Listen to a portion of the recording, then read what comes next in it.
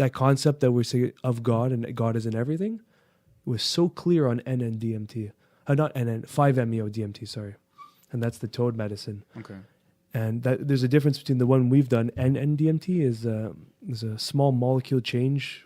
I'm not a chemist. But 5-MeO is very similar, but the experience it's not even comparable. I thought it was the other way around. So the 5-MeO is the... 5-MeO is the toad. Okay. Yeah. And I may have mixed that up in the earlier, but NN is the normal DMT that we've been doing. Fucking Google it. Yeah.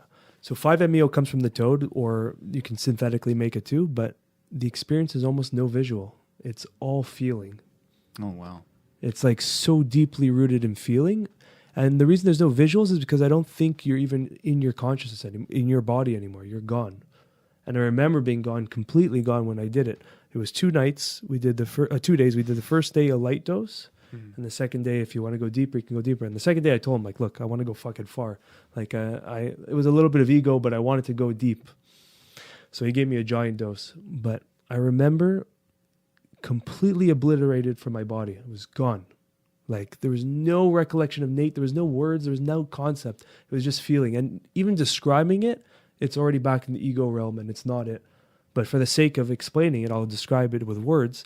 But I remember this, like, it was like a pool, as if someone was pouring a bucket of water into this brain. And that bucket of water was the source field of all our consciousness, just this pool of consciousness tuning into each body. And I was there. I was back in the bucket I was back in that flow of water of consciousness. And I was just there, and it was just this vibration, just like vroom, vroom, vroom. And I was just literally thoughtless. I was just complete awareness and experience with no attachments to this reality, to words or anything. Just being. That's crazy. And that was that's amazing. It's timeless. That's everything, because there's no more concept of anything. You're not you anymore. Yeah. And you in the sense that Nate and Sammy and whoever's listening, you're still perceiving you, in a sense. You're just like not. I had no identity. I couldn't even remember me. There was no Nathaniel's this.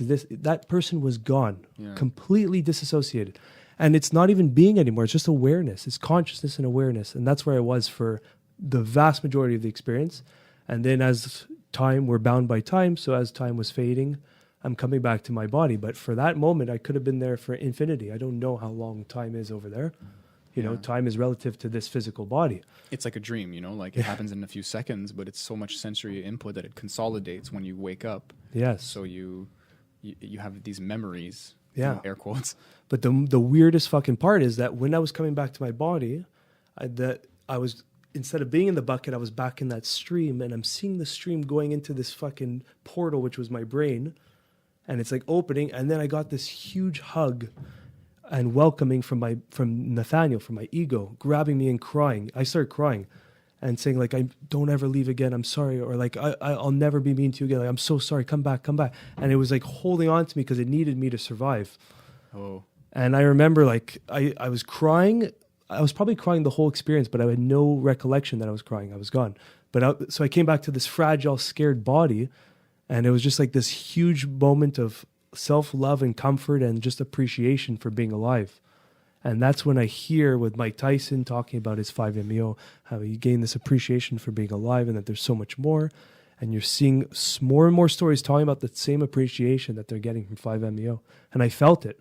And that was so valuable. And that experience, it's always in my mind's eye. Like, the emotion stuff kind of faded from time, but the experience, the realization is still there for life, I think. I wanted to ask, like, how do you feel now about that? That's an intense experience. Like, is it a flame that you can fan? Is it just like so alien that you just kind of have to walk with it the way you described it to me? Like, that's the best you can do? Like, I think NDMT, the one that we've smoked, that's one is more impractical.